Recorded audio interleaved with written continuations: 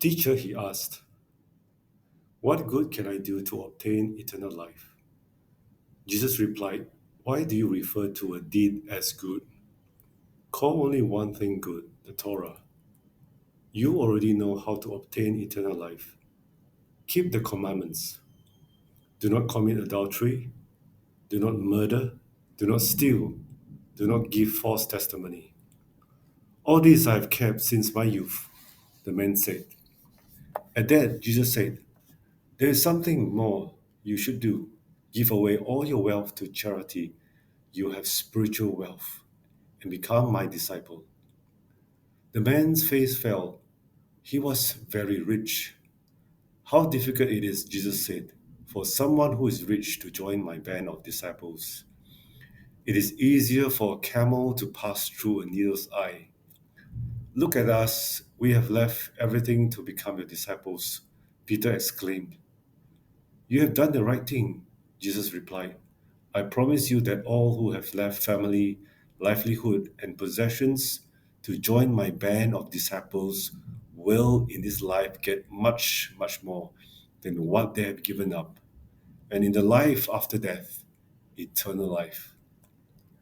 One could illustrate the worth of belonging to my band of disciples by comparing it to a man who stumbles upon buried treasure in the field. What does he do?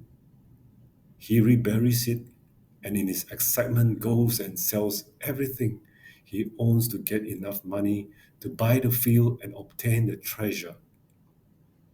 Or one could illustrate his worth by analogy to a man who has spent his life buying and selling rare pearls. One day he comes upon the perfect pearl. What does he do?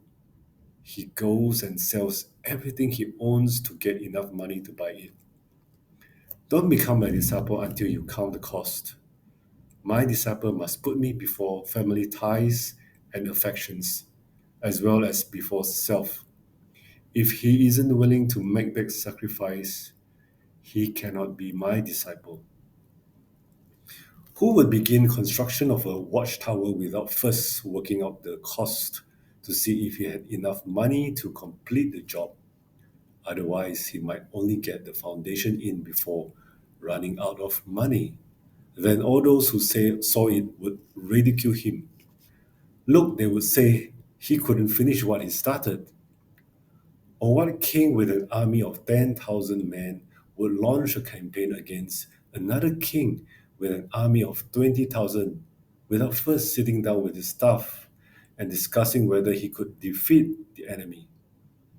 If the consensus was that he could not, while the enemy was still a good distance, would he send a truce team to see what peace terms he could get?